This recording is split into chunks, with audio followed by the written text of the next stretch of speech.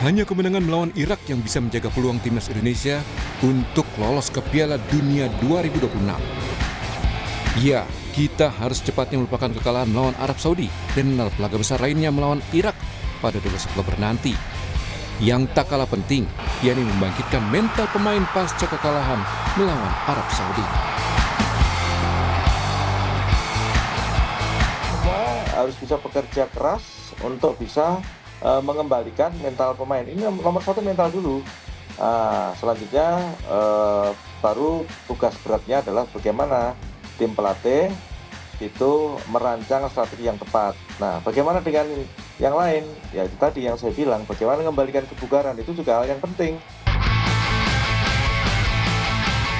Dalam putaran keempat kualifikasi Piala Dunia Zona Asia, tim yang menjadi juara grup akan lolos ke putaran final.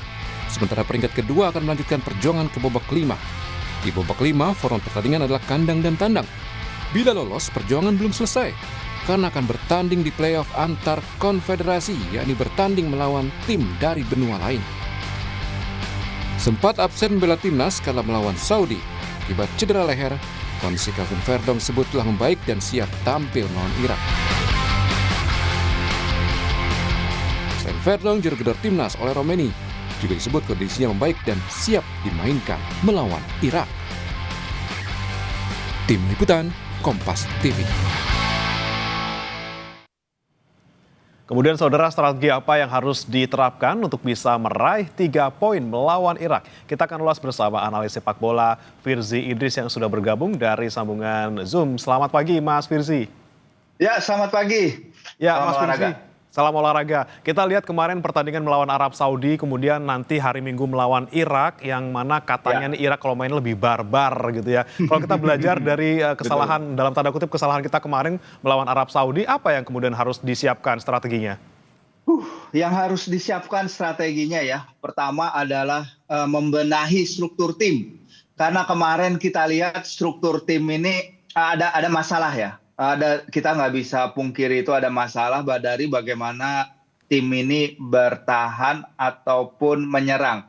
Karena kalau kita lihat dari struktur tim secara ofensif, beberapa line itu tidak bekerja ya. Mengalirkan bola itu tidak berjalan. Bagaimana pemain-pemain positioning mereka di luar bola itu juga tidak efektif.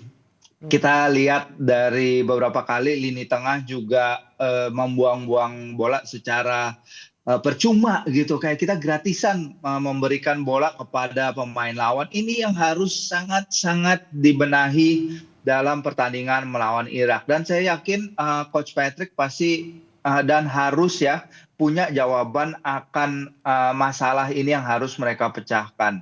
Karena ya kita aja semua bisa melihat ya Mas ya, rakyat Indonesia bisa melihat di mana saja kelemahan skuad Garuda di laga ini, dan ini yang harus kita benahi. Kalau misal dalam bertahan kemana pivotnya kemarin? Beberapa kali lini belakang kita nggak dapat perlindungan dari lini tengah, dan hal itu terlihat. Kalau tanpa Martin Paes, besar kemungkinan kita kemarin kalah lebih dari 4 gol mungkin.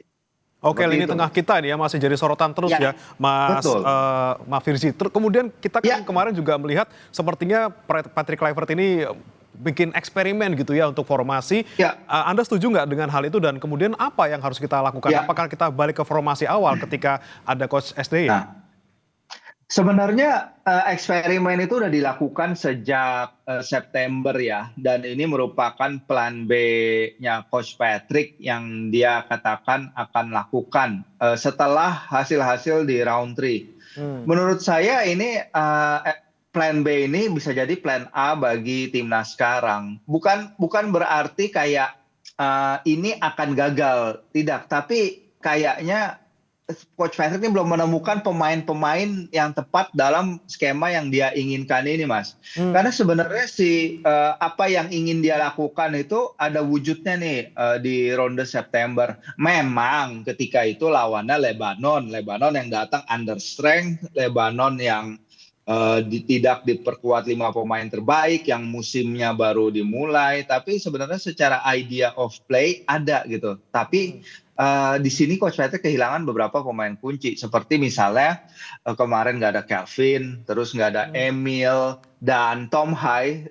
Sejak dia pindah dari Persib Bandung kan dia belum menemukan fisik kebugaran yang penuh. Tapi saya harap kalau misalnya soal personel gitu, saya harap mungkinkah Nathan bisa kembali ke at least squad 23 pemain aja. Karena ada beberapa personel dalam line up-nya Coach Patrick yang dari pertandingan kemarin mungkin belum adapt dengan bagus dengan sistem yang telah ditunjukkan oleh timnas sejauh ini. Kemudian kalau kita lihat dari kemarin yang line up pertama kali yang untuk starting gitu ya, dengan yang seharusnya dilakukan, misalnya Tom Hai tidak masuk dari awal, kemudian juga Ole juga masuknya di menit-menit akhir gitu ya, udah mulai kritis gitu. Seperti apa nih Mas melihatnya? Seperti apa melihatnya, saya sebenarnya ada juga simpati kepada Coach Patrick karena beberapa pemain kan itu tadi ya, selain yang mereka yang out, selain Kelvin, selain Emil, tapi pemain seperti Ole misalnya dia sudah tidak main dari bulan Juli 2025 karena cedera yang dia terima ya di Piala Presiden. Terus Tom Hai tadi dibilang dia tidak ada preseason, jadi ketika saya bicara dengan rekan jurnalis yang mengikuti Persib Bandung sejauh musim ini, memang secara match fitness dia itu tertinggal ya dari teman-teman, tertinggal dari Andrew Yung, tertinggal dari Eli Reinders yang menjalani pramusim. At least mereka punya klub ketika pramusim gitu, jadi mereka ada latihannya. Sementara Tom tidak. Ragnar sendiri dia tidak banyak pertandingan ya dalam beberapa bulan terakhir. Messelhurst juga tidak dipanggil karena tidak ada menit bermain. Sandy Walsh dan Shane Patinama lagi beradaptasi di Liga Thailand. Jadi ada banyak perubahan di spot ini, terutama Marcelino. Kita belum ngomongin Marcelino karena dia tidak dipanggil juga karena tidak ada menit bermain dan kabarnya juga tengah cedera. Nah inilah hal-hal yang harus dihadapi oleh tim kepelatihan sekarang ya. Jadi memang tuntutannya besar, tapi amunisinya dalam setahun terakhir sejak kita terakhir menghadapi Saudi Arabia pada 2024 ada sedikit penurunan dari beberapa pemain kita ya terkait dari klub mereka bermain, minutes played dan lain-lain. Walaupun memang kayak Verdong itu lagi bagus-bagusnya malah cedera. Ole juga masih baru tampil ini pertama kalinya dalam 2,5 bulan terakhir dalam 30 menit dalam pertandingan lawan Arab Saudi kemarin. Jadi ada banyak faktor yang bermain itu sih Mas. Oke, jadi kira-kira nanti kalau untuk di hari Minggu yang harusnya jadi starting line up untuk lini depan, tengah maupun belakang, siapa Mas Firzi? Ya, apakah kembali ya pertanyaan balik lagi ke tadi, apakah balik ke formasi 3 back seperti yang berhasil di round 3? Banyak yang menginginkan itu, jelas. Kalau kita melihat media sosial, banyak yang menginginkan itu. Bahkan kemarin di acara Rossi pun para pengamat ya Indrianto Nugroho dan Bang Rodi Pangemanan juga mengatakan lebih baik balik ke basic ya. Nah di sini kita akan lihat nih seperti apa Coach Patrick. Ya, kita akan lihat apakah dia akan stubborn dalam artian bagus, dia mencoba formasi dia seperti ini, atau dia pakai formasi yang sebenarnya membantu Garuda itu ketika dia mengalahkan Bahrain dan China ya di bawah asuhannya. We'll see, kita akan lihat. Kalau saya pribadi sebenarnya kalau dia mau kalau dia mau balik ke formasi awal 3 back lagi, fine, itu nggak apa-apa kan, itu udah terbukti. Tapi kalau dia mau stay di 4-2-3-1/4-3-3 ini, at least pemilihan personelnya bagus dan para pemain harus ada understanding lebih dari apa yang diinginkan sang pelatih. Karena kalau kita lihat dari pertandingan lawan Arab Saudi itu, understanding tentang apa yang diinginkan pelatih itu tampaknya masih kabur bagi beberapa personel ya. Eksekusinya ya, idenya mungkin bagus, tapi eksekusi di lapangan ini yang harus ditingkatkan. Oke, pilihannya antara balik ke format awal atau kalau mau format sekarang ya pemilihan pemainnya harus tepat gitu ya. Kemudian Mas Firzi, kalau untuk nanti kita melihat kemudian karakter dari pemain Irak, kemudian yang dikenal pertahanannya juga agresif gitu, yang perlu kita antisipasi seperti apa dan kira-kira peluang kita nanti menang bagaimana Mas Firzi? Ya, yang harus kita antisipasi adalah ini tim yang hanya terbeda 1 poin, Mas, dari lolos langsung ke Piala Dunia ya. Bisa saja kita menghadapi Yordania hari Sabtu nanti kalau bukan karena hasil-hasil 2 pekan terakhir lah di grup kualifikasi mereka. Yordan lolos langsung ke Piala Dunia, Irak hanya terpaut 1 di belakang mereka.